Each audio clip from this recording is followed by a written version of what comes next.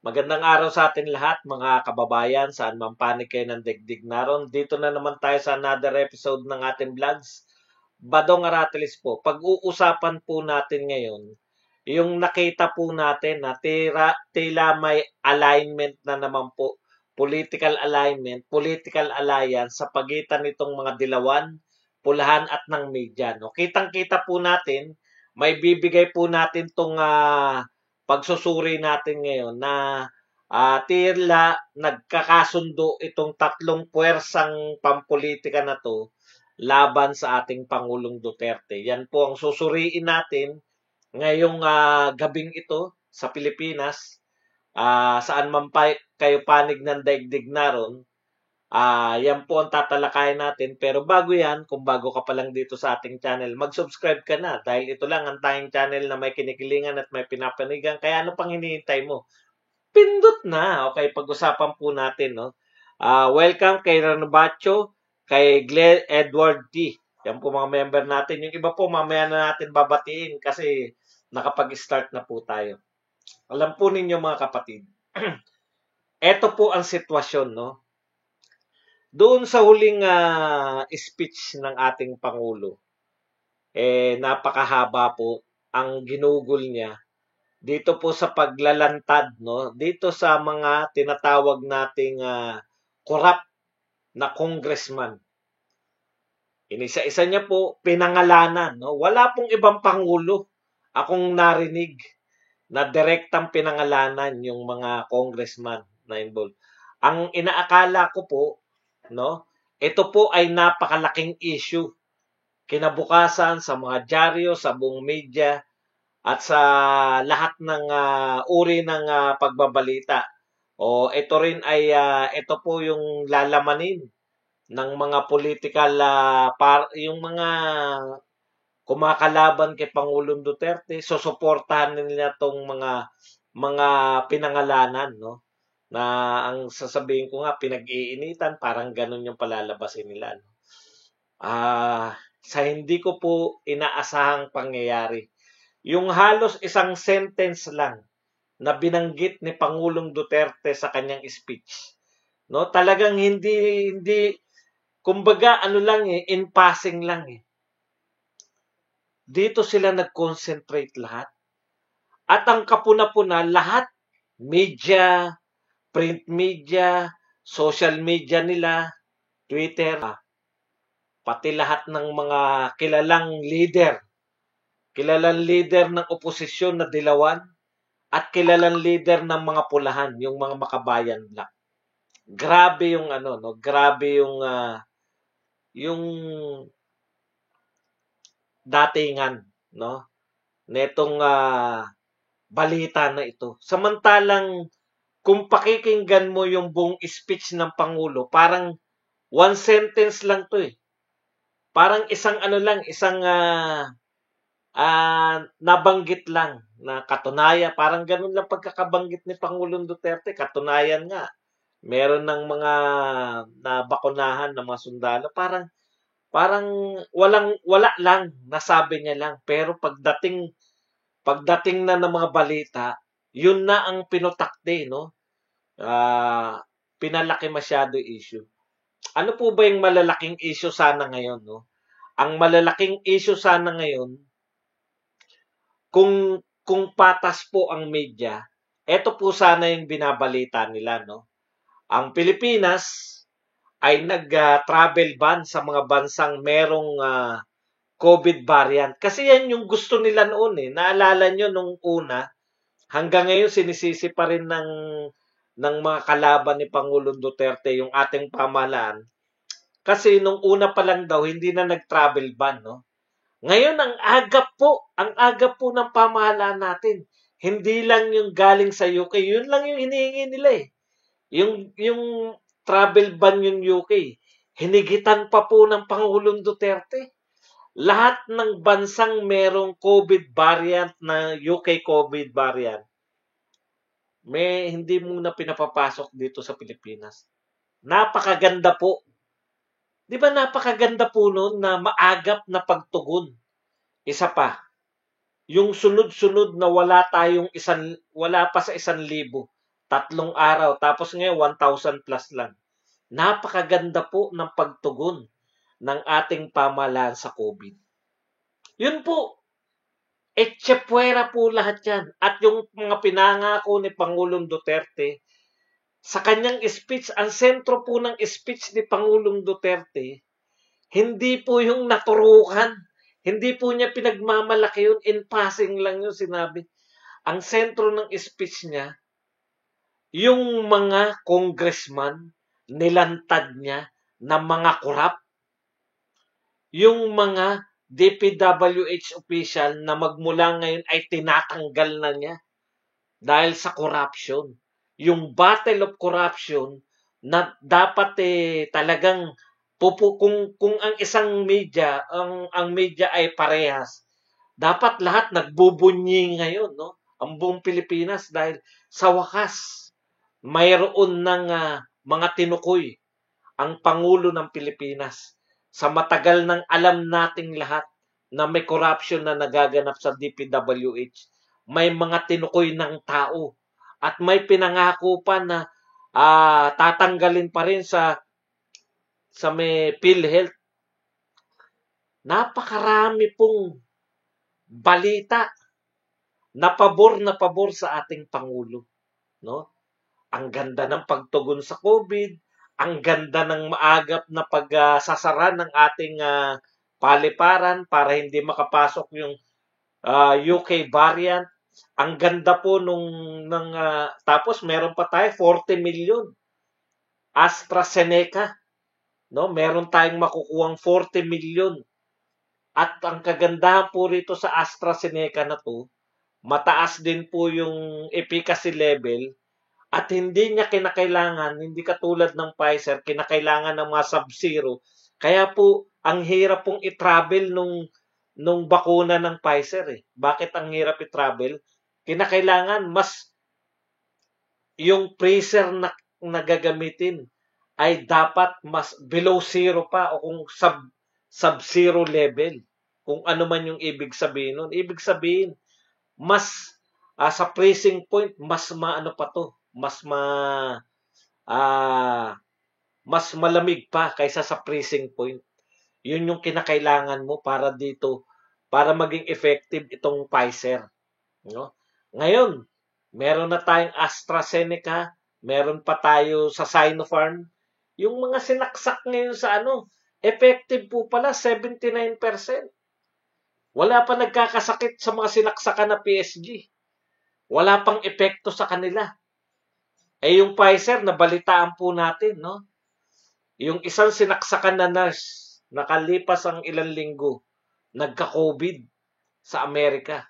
So, ibig sabihin, yung projection nila na 90% na efficacy level, ay hindi pa rin talaga tumalab, no? Dun sa nurse na sinaksakan na yun ng Pfizer. Magaling lang talaga mag-project tong mga tagagawa ng anong ginawa? Viagra. Yan ang gumawa ng Viagra, yung Pfizer.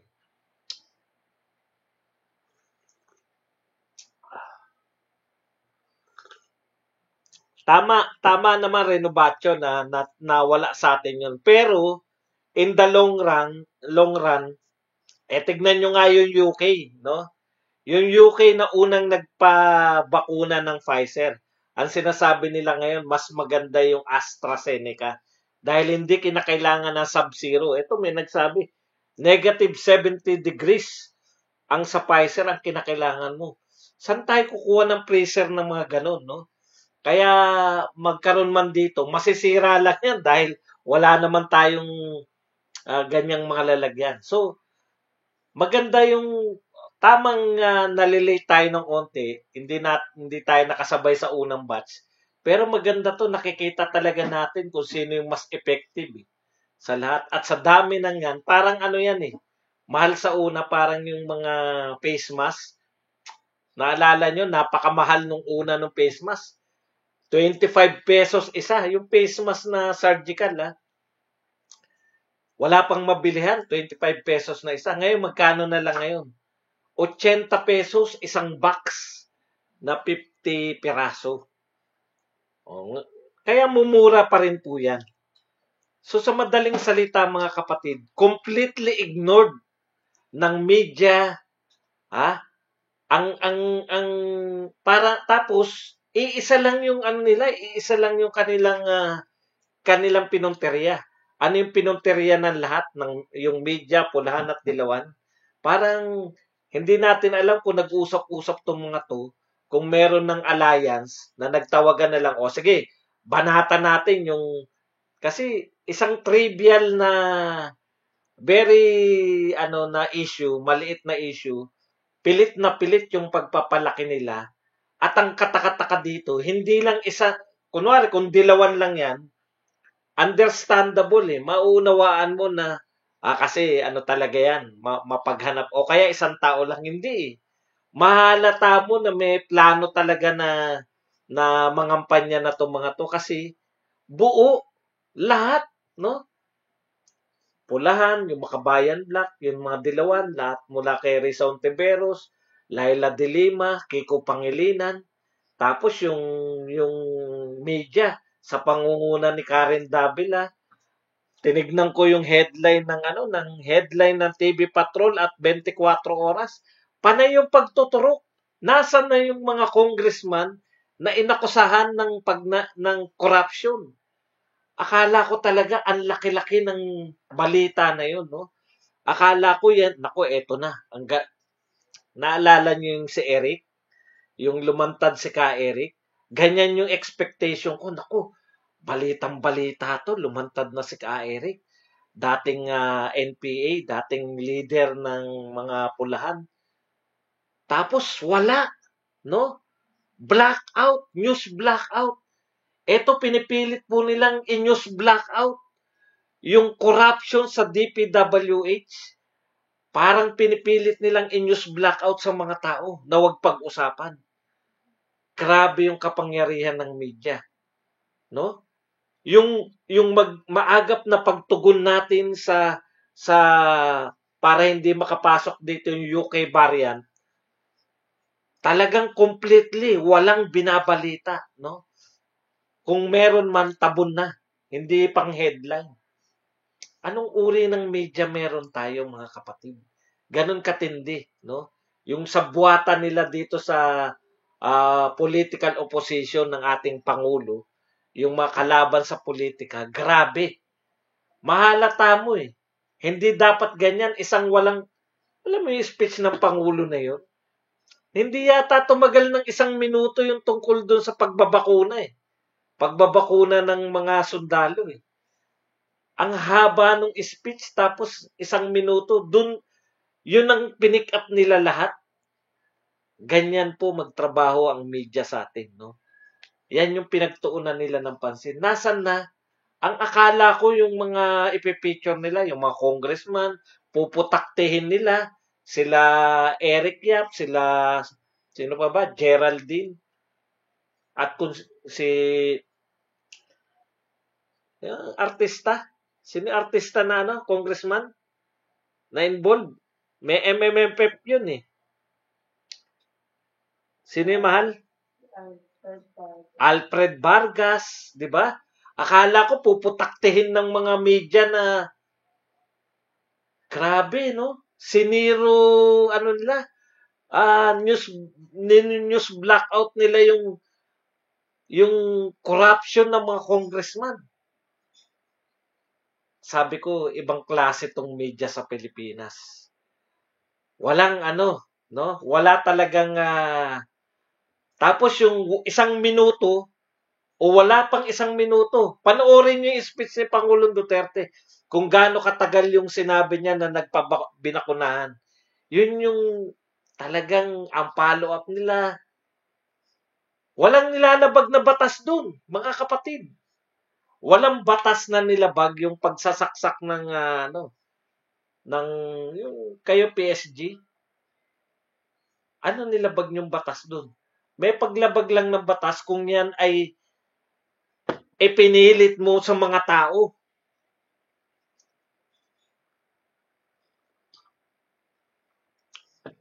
Hindi nga kasiraan. Okay lang kung kasiraan ng Pangulo yung pinaninira nila eh. Wala nga eh. Hindi nga involved ang Pangulo. Hindi rin naman malaking issue. Yung pilit na pilit, yung talagang ang akala nila, yung mga Pilipino, katulad pa ng Pilipinong noon, no? Sige, bagyuhin natin to. Grabe yung kapangyarihan ng media rito, no? Nasaan na yung issue ng mga congressman na corrupt? Ang ine-expect ko talaga, bawat congressman na pinangalanan, ang daming media na kumakausap eh. O may mga congressman pa na iiyak na dahil pinagbintangan kami, hindi naman totoo. Mga tipong ganun ang dramang naiisip ko habang sinasabi ni Pangulong Duterte, wala, blackout, the power of media, no? Buti na lang. Ako, proud ako na parte ako nitong ano, no? Merong revolusyon may revolusyon ngayon na nagaganap sa countering the media culture na yung napakapangyarihan ng media na kung sino lang, kung ano lang yung gusto nilang ibalita, hindi na po magaganap muli yan. No? Lahat tayo nakapakinig, media at saka social media, napakinggan yung speech ni Pangulong Duterte. Pero nakita nyo naman kung paano na make up yung media. Ito lang yung pipiliin namin, yung wala pang isang minutong diniscuss. Ito yung palalakihin namin ng palalakihin. Kumusta naman yung mahigit isang oras na tinalakay? O may isang oras ba? Hindi nyo ibabalita? Dito kayo magpo-focus sa isang minuto? Yun, ganun po yung tindi nung nilalabanan natin, no? Hindi to simpleng mga personalidad.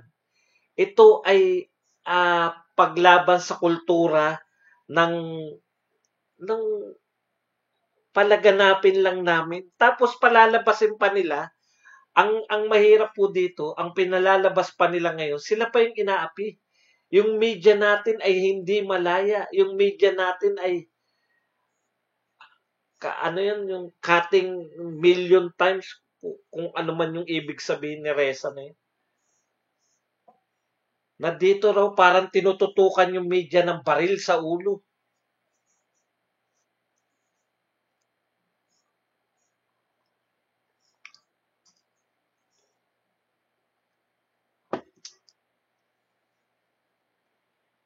Hindi ako makapaniwala talaga.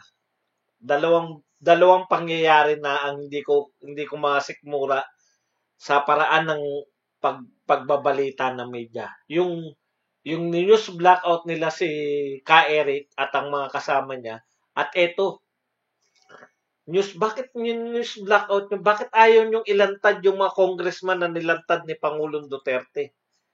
Bakit ayaw nyo silang ang daming binanggit na congressman eh.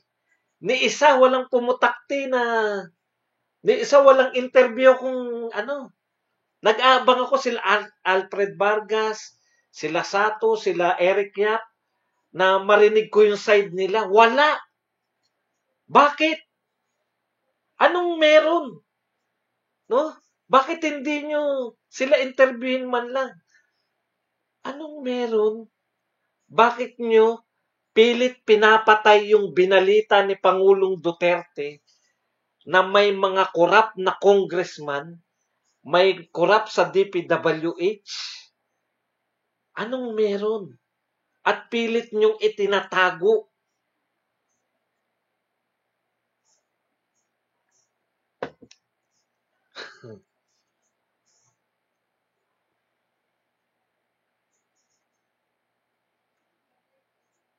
For the first time, hindi ako makapaniwala, no? Dalawang pangyayari. Binabanatan ko lang yung media pero hindi ako pa makapaniwala na ganito na pala kagrabe talaga yung media sa atin. Okay. Isa pa sa binabalita nila ngayon, tuwan-tuwa yung Rappler kasi nabanggit si Maria Ressa doon no. May bagong batas na naman ang US na hindi raw nila papapasukin, no, yung mga parang may ganito ng batas sila noon eh. Hindi pa lang pinipirmahan to ni Donald Trump, ni President Donald Trump, na hindi pa papasukin yung mga gobyerno o yung mga opisyalis ng gobyerno na nagpe-persecute sa mga journalist. Katulad ni Maria Ressa at may binanggit pang isa eh. Ang tindi talaga ng pangil nito ni Maria Ressa eh, no? Talagang kasama siya ron, may pangalan siya ron eh. Katulad ni Maria Ressa. Alam nyo, sa totoo lang po, maraming kaso si Maria Ressa. Pero wala ni isa dun ang tungkol sa kanyang pag-atake sa Pangulong Duterte. Ang mga kaso niya, nagsisinungaling yung Rappler nung pinaratangan nila. Ito, before pa to sa panahon ni Pangulong Duterte. Yung isang negosyante, si Wilfred King, diyan siya na-convict. Ano pa mga kaso niya? Yung PDR, yung katulad ng sa ABS-CBN. Ginaya niya eh. Media ng Pilipinas, bawal magmay-ari ng foreigner. Ginaya niya. Dinimanda siya. Ngayon, ang ginawa ngayon, dinonate na lang nung foreigner na may-ari o nagsanga-sanga pa ron yung nagsanga-sanga na ron yung kaso ni Maria Ressa. Nagtinda kayo ng PDR, asan yung tax? 'Di ba? May kumita eh, nagtinda ka eh. Bakit hindi ka nagbayad ng tax? Walang kinalaman yung pagbanat mo kay Pangulong Duterte. Hindi ka nagbabayad ng tax. Yun yung mga kaso mo. Siniraan mo yung isang businessman, pribadong tao. Kaya ang sabi nga ni Harry Roque, tama, no? Tama na maggawa kayo ng batas para sa sarili nyo. US kayo eh. Pero ang mali ninyo, wag rin ginagalang namin yan, sabi ni Roque. Ginagalang dapat ng lahat ng malalayang bansa ang isang bansa sa paggawa ng kanyang batas. Pero igalang nyo rin kami na may batas kami rito. Kung nagkasala sa batas namin si Maria Ressa, wala kayong karapatan na diktahan kami na wag kasuhan si Maria Ressa. Kung ayaw magbayad ng buwis eh. Yun nga yung problema nito ni Maria Ressa eh. Atake ng atake sa gobyerno, pero ayaw sumunod sa batas ng Pilipinas. Ngayon lang ako nakakita, yung ibang umaatake, di ba? Para hindi ka ma-counter-attack, nililinis mo yung sarili mo. Etong tao na to, si Maria Ressa, atake na ng atake at akala niya yung ginagawa niyang pag-atake, matatakot sa kanyang gobyerno, pwede niya nang gawin ang lahat. No one is above the law. Yan lagi niyo sinasabi, di ba? No one is above the law. Bakit ikaw ay hindi po pwedeng kasuhan kung hindi ka nagbabayad ng buwis? Nagtinda kayo ng PDR, kumita kayo. Yun nga, bumili ka ng soft drinks, may bat eh. Yan, milyon yung binenta nyo. Hindi ka magbabayad ng tax. Yun po yung mga kaso niya ni Ressa. Huwag kayong maniwala na siya ay pinipersecute dahil siya ay nagsasalita labang kay Pangulong Duterte. Wala pa siyang kaso na dahil nagsalita siya labang kay Pangulong Duterte. Yan, tax evasion, hindi ka nagbabayad ng buwis. Ano ka? Pwede yung mga mahihirap magbabayad, ikaw, porket nilalabanan mo pamahalaan, hindi ka pwedeng magbayad ng buwis. Binasa ko yung mga kinaso sa'yo eh. PDR. Ginaya mo yung ABS-CBN porket nakakalusot yung ABS-CBN. Yun yung PDR, di ba? Yung pinag-uusapan na pinaiikutan nila yung batas. Ganyan yan eh. Ganyan yung ugali nila pare-pareho.